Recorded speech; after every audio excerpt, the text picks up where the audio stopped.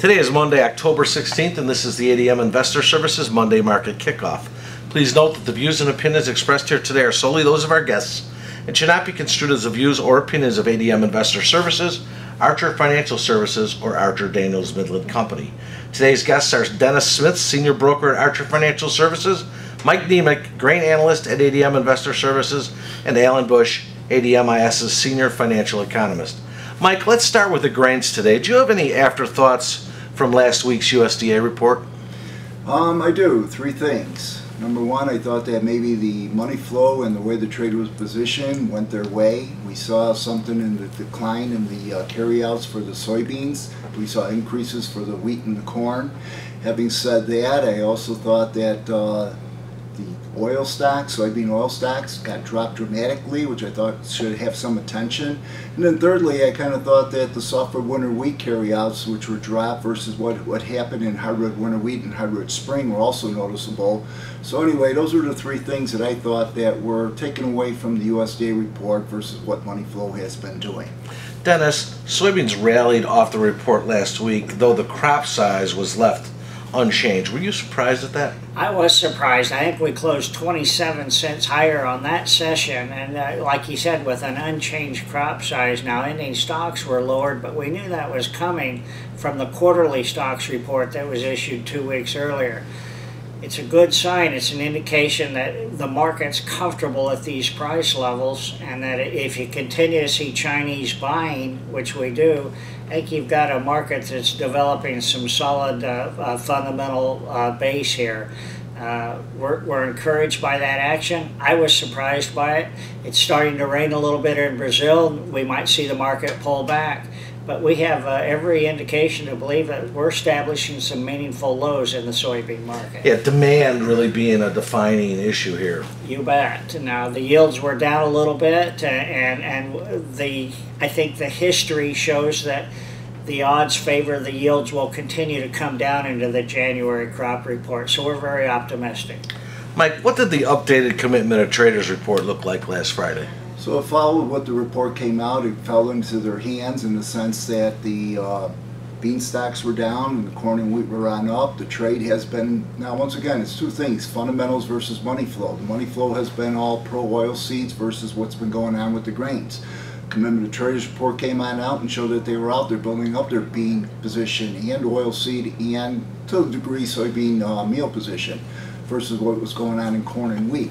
So the way we're sitting up right now, going into another sector of what I believe is going to be fundamentals versus money flow, is that the trade is net long oilseeds versus the grains, and it came out as expected, and they expanded it, and so there's vulnerability there as far as trying to quote-unquote see if there's going to be some picked-on positions. Dennis, what's your current feeling on the corn market? Can anyone get bullish this market? Well, I don't think so, at least not like we possibly can or will in soybeans. We're still talking about the second largest crop ever as far as the numbers just given to us. We're looking at an ending stock projection, could approach 2.5 billion. The problem with corn is there's no real demand story. We've got actually reduced demand this year versus last year's crop, and that's primarily due to lower exports. South America had a successful crop, and they're actively in the export market. Stable feed demand, good ethanol demand, but there's just no demand story right now, so it's really difficult to spin a bullish story on corn. What about the harvest progress right now? Can either of you comment on where we're at currently?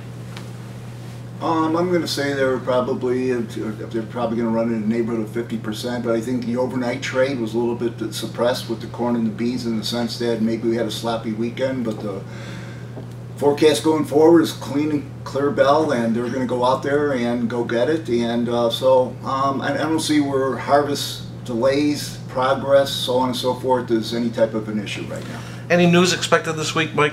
On the hinds of the USDA report that just came on out, what we're going to go forward to, I think we're going to shift our ideas into something else.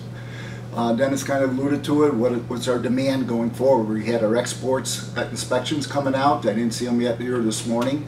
Later on this morning, we're going to have our notebook crush coming on out. That's going to be a soybean oil story going forward as far as what the USDA is out there progressing as far as aggressive numbers both in crush and exports versus South America. Then after the close, we got our crop progress report coming out. But more importantly is that we got our export sales and shipments that are going to come out on Thursday. And at this time, versus what the USDA is currently contracting, we are not living up to the numbers. We are not aggressive as far as what the USDA is saying. And if we have this world competition as far as what the USDA report came out and says we got these large supplies out there worldwide, we're not going to go and be competitive with drawing down our carryouts if we're out there going to have a price rise versus money flow.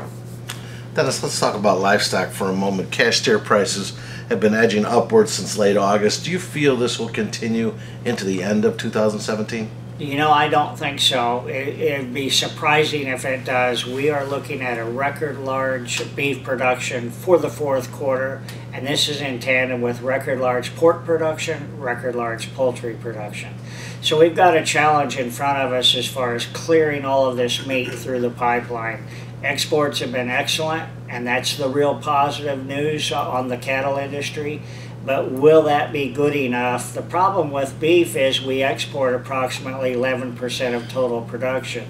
Twice that for pork. We export 23-24% of total production for pork. So despite good exports in the beef sector, is that going to be good enough to keep the cash market going higher in the face of record large production? I don't think so. Alan, let's talk a little bit about the metals markets. Gold has rallied over $45 since October 6th. What's the outlook for gold futures now? Well, I think the outlook is still very, very bullish. We have the ongoing geopolitical problems in Spain with Catalonia and their moves to secede. Also, we have ongoing problems in the Mideast. So the flight to quality bid is still there, of course, not to mention what's going on in the Korean Peninsula. But in addition now, we have inflation becoming more of the talk of the town to some degree, especially over the weekend, with China announcing that their producer price index came in a sizzling up 6.9% against the guess of up 6.4%. So that's become more of an issue, and that has helped even the gold market today. And copper's up 11 cents today, is now at the highest level since September of 2014. What is the outlook for copper, and what does that say about the state of the global economy? Well, Dr. Copper knows what's going on in the economy, and it is telling us, the professor is telling us, that the global economy is improving. We would expect that to continue. That should support all of the industrial metals, and in fact all of the industrial commodities overall. So there is a lot left to the copper market. I would buy every break in copper and also all of the industrial commodities, but especially the copper market. Finally, Alan, the S&P 500, Dow Jones, NASDAQ futures advanced to new record highs again today. Can this market continue advancing? Absolutely.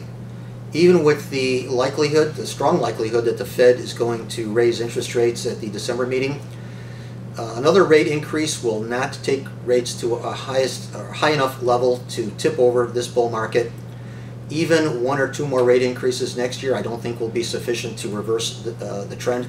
So we are expecting higher prices all of this year for all of the major indices.